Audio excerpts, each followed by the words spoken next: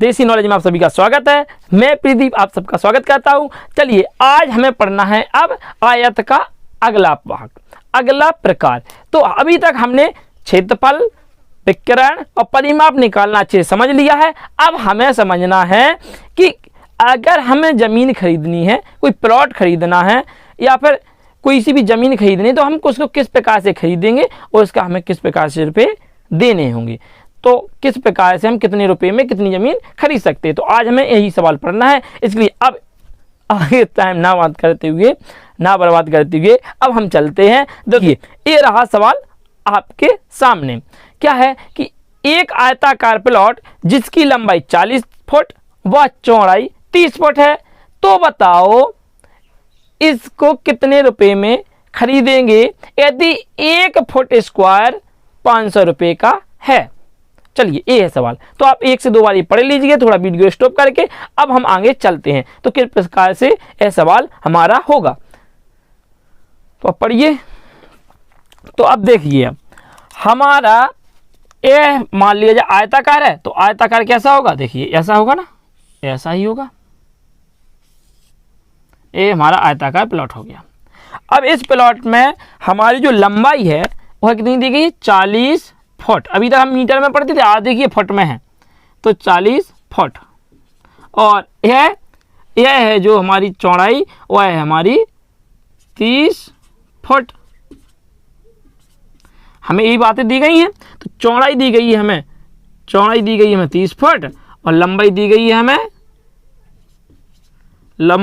है हमें 40 फुट।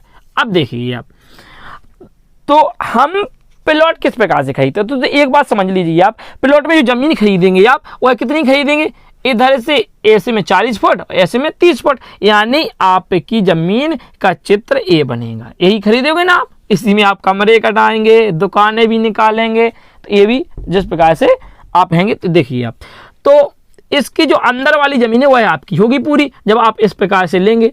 तो हमेशा आप एक बात ध्यान रखना कि जब भी हम जमीन लेते हैं तो वह उसके क्षेत्रफल के हिसाब से ली जाती है। किसके, क्षेत्रफल के हिसाब से। तो हमारा जो क्षेत्रफल ही होगा वही तो ये जमीन के अंदर वाला हिस्सा है ना, है जमीन के अंदर वाला हिस्सा क्या है, इस देखिए ये बाउंड्री है, तो ये बाउंड्री के अंदर वाला हिस्सा ही तो क्षेत्रफल है, और यही तो हमें खरीदना है, तो हम क्या कह सकते हैं कि क्षेत्रफल को ही हम प्लॉट की खरीदारी कह सकते हैं ना, बिल्कुल कह सकते हैं।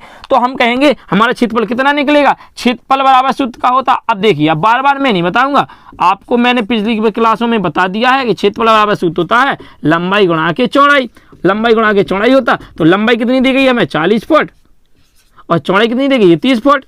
अब देखिए फुट में दी गई है, फुट, इधर भी फुट।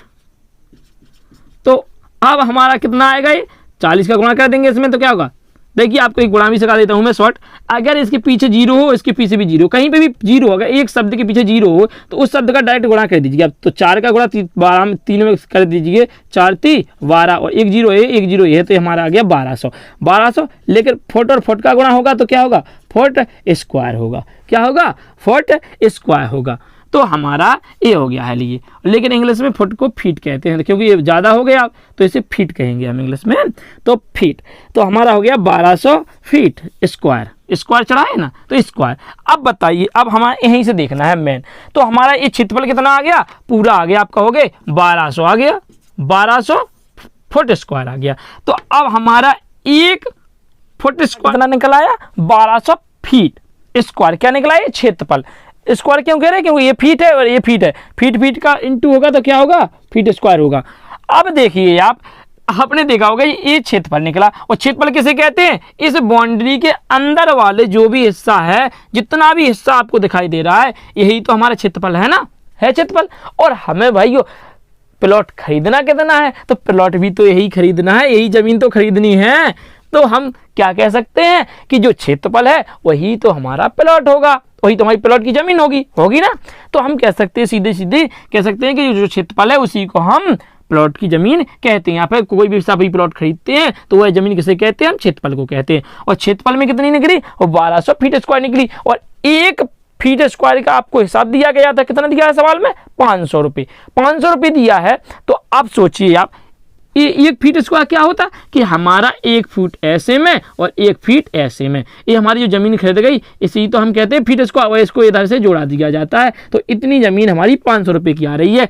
तो हमारी इतनी ज़मीन कितने की आएगी, तो हम सीधा कह देंगे कि जब एक का 500 रुपये है तो 1200 पर स्क्वायर का कितना होगा, तो 1200 का कितना होगा, तो हम कहेंगे 1200 फुट स्क्वायर बराबर, अब गुणा करेंगे किससे, अब गुणा करेंगे हम 500 से, क्योंकि एक का 500 है तो 500 है तो 5 गुणा कर दो इसमें। तो अभी अभी हमने ये देखा था कि शॉर्ट गुणा करना, कि इसके पीछे 0, और इधर भी देखो 0 है ना, तो हमें सिर्फ 5 और 12 का गुणा करना है, कर दो, 12 पंच 60, 60 तो आ गया, अभी 4 जीरो इधर से 2 और इधर से 2, तो क्या करेंगे हम, 2 जीरो ये आ गए, 2 जीरो ये आ गए। अब आप देख लीजिए 5 जीरो हैं और 5 जीरो किस पे होते, लाख पर होते, लाख पर होते, तो हम क्या कह सकते, ये कितना अमाउंट आ गया, कितने रुपये आ गए, ये आ गए हमारे 6 लाख रुपए।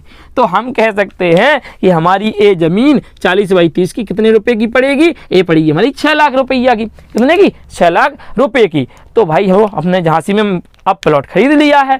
अब मैं आपको दे रहा हूँ, एक दिल्ली में खरीद के दिखाइए, एक आगरा में दिखाइए और एक मुंबई में दिखाइए। मैं आपको 3 सवाल दूंगा, उनके आंसर भी नीचे दूंगा और आपको इसी सवाल के माध्यम से आपको उनका क्षेत्रफल यानी उनको और रुपए निकालने हैं, कितने रुपए की वह जमीन आएगी। तो मैं आपको तीनों प्लॉट के ही सवाल दूंगा, तो आप अपने हिसाब से लगाइए।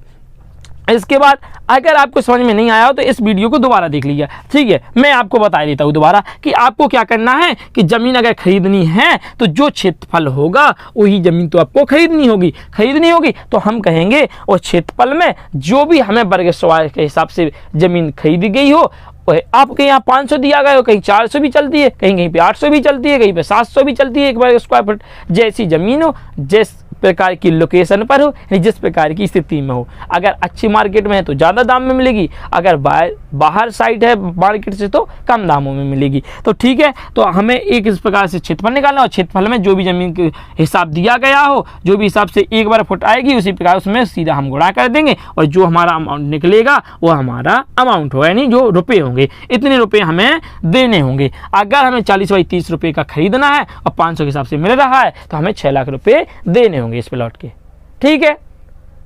तो आशा करता हूं आपको समझ में आया, और दोबारा जरूर देखिए, अगर समझ में नहीं आया तो दोबारा देख लीजिए, आपको आ जाएगा। चलिए, तो स्वस्थ रहिए, मस्त रहिए और मुस्कुराते रहिए। जय हिंद, जय भारत।